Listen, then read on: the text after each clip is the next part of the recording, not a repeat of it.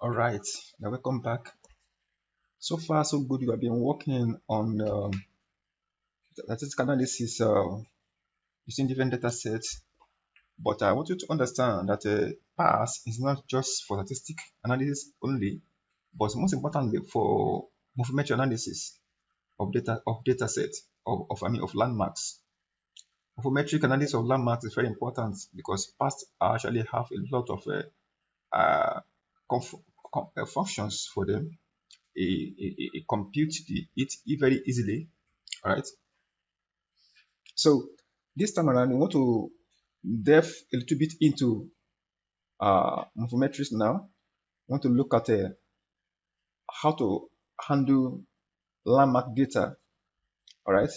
This particular section is not uh, it's not going to display or present how to landmark your data, whether face images or animal images, mandible, whichever type of, or leaf, whichever kind of image you want to landmark. Okay, you want to annotate that has been treated. Okay, you can check one of my video, or I can pin some of the video down. Okay, in my video. So I've dealt with that in the past. So using R and using TPS ditch, you can use TPS ditch to digital to landmark your face. Okay, so I can also use R to do that. So that has been dealt with in the past. So you can check on from my videos where I dealt with that extensively. So I don't need to go to that here anymore. So here, what I want to do here, I wanted to show you how to use PAS to first do what is called GPS, General Procrustes analysis. All right, that's the first thing I want to look at first. But that's always the first process in landmark data. All right, so but before you go to that, I want us to understand the data set we are using first. Data set is come from MR2DB. MR2 can be acquired from here. Okay, this data set is free. All right, it's free.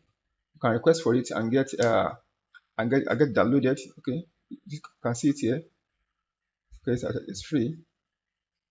See, data set is free. Okay, you can see them here. It's free. So and look at data set here. It has African faces. Sacrifices. I purposely make this one to be grayscale. All right, the African faces. All right. See here, uh, Asian. This Asian faces. So I change the color myself. Okay. This one is European faces. See them. Okay. So this each of them just selected few images, okay, for the purpose of the experiment of the training. All right, so that is just I select few images. All right, so these images I chose, they are not enough for a search analysis, okay, but at least it will help us to understand what we are trying to present here. Okay, so now I digitize them individually. I mean, set by set. Okay, set by set. African separate, Asian separate, and European separate. So I later combine together.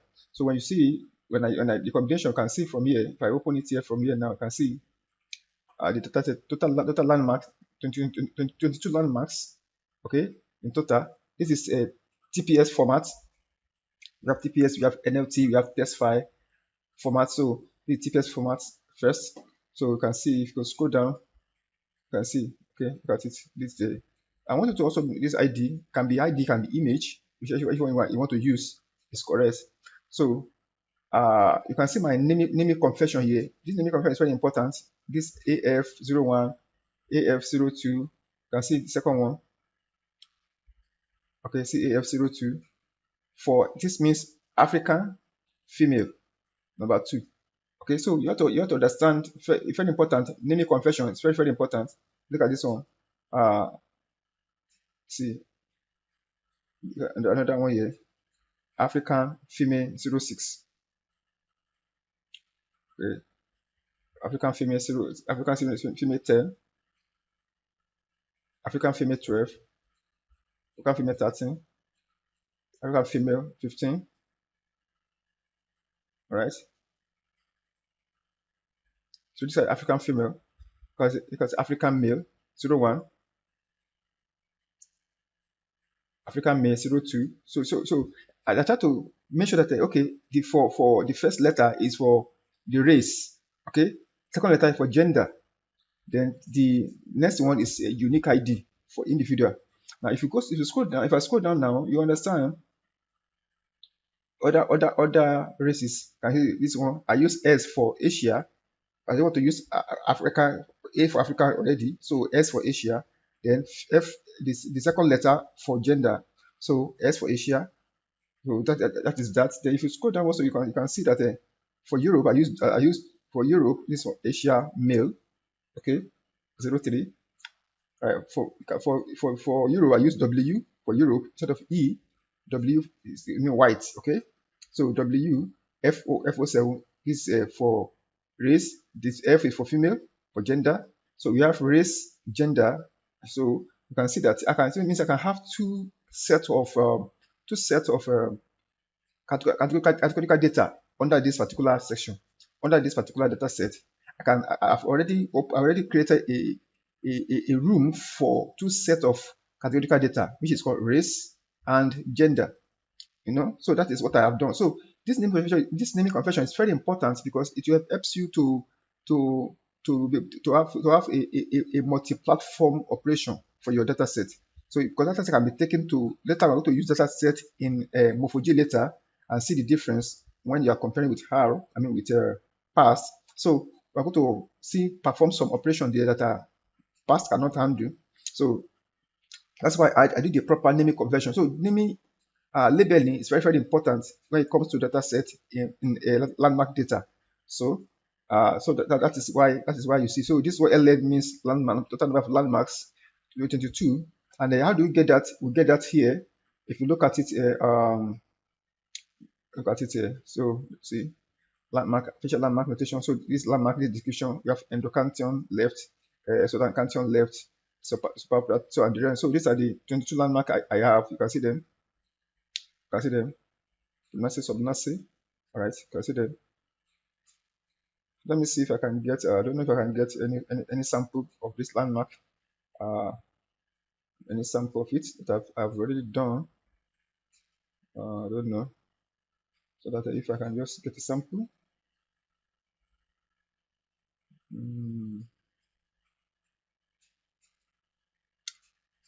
Let me see.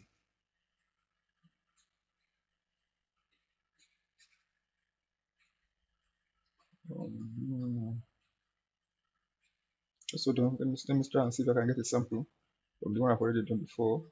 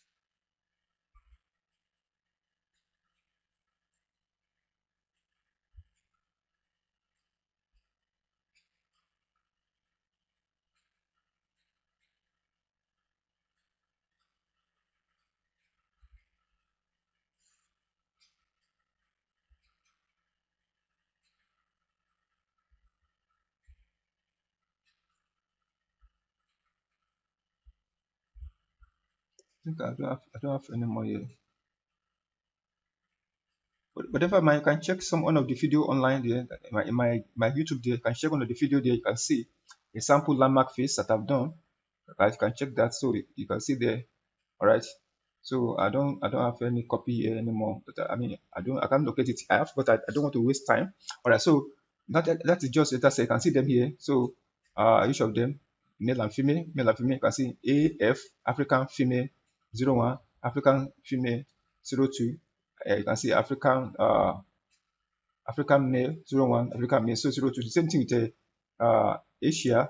I use S, Asia for S for Asia, then female 01, same thing for male, Asia male 06. So that is how I named them 01, 02, 03, 04 like that. So you must be consistent. If you want to use 4 characters, use 4 straight. Want to use 5, use 5. Want to use 10, use 10. For each of them, be consistent. Don't use maybe 4 for Africa, then use for 6 for Asia, use for 8 for Europe. No, it's very wrong. It's very wrong name conversion. Be consistent with your name because it's going to affect you later when you're computing your data in other platform or the other packages. All right. So this is sample data I'm talking about. So now this sample data, we are going to process it in the past. All right. I'm going to import it to past and process it there to create what they call GPS first. All right. So that is what I'm going to do now. All right. So let me open the past now. Right, so as usual, just browse it from here. Okay, open here, browse your data. This is my TPS file. It's called thin place spline. I open it. So I've combined them together there. So I just open here. You can see it's open here. So I maximize. So this is the data set now. All right. So here, pass you recognize data automatically as we arrange your rows and column for you. This line will be the name. Can you see the name here? The name of the data set individually, the name of the subject rather. Subject, can see them, each person here. Then you can the name of the SY for each point, landmark point on the face. All right. So that is that. So you can check that later. Okay. So these are the landmark I've already collected now. All right. So I can just process here. What I want to do first is to do what you call GPS. Perform GPS. There are basically 3 ways to do that, but most importantly, depends on what you are doing. Okay, but I'm going to show you just 2 ways, which is, don't forget about the third way. It's not useful anymore. It's not useful for now. All right. Before it used to, but now things has changed. So select all first. Come here under transform. Go to landmarks. So can I do Procrustes or Bookstein? Yeah, Bookstein fitting either this or this. So I will show you the difference between the two. If you click on boosting here, you can see everything has changed, right? So what you have performed now is what's called Procrustes generalized post analysis GPA. That's what you have just done now, right? So this data can be saved or can be later be kept for further use for what they call maybe later do for PCA to complete PCA and the rest of them. Okay. So that's what you have done now. You have done, or you don't want to follow this, this one. You can also undo. You can undo and perform. Go to transform again. Landmarks, Procrustes.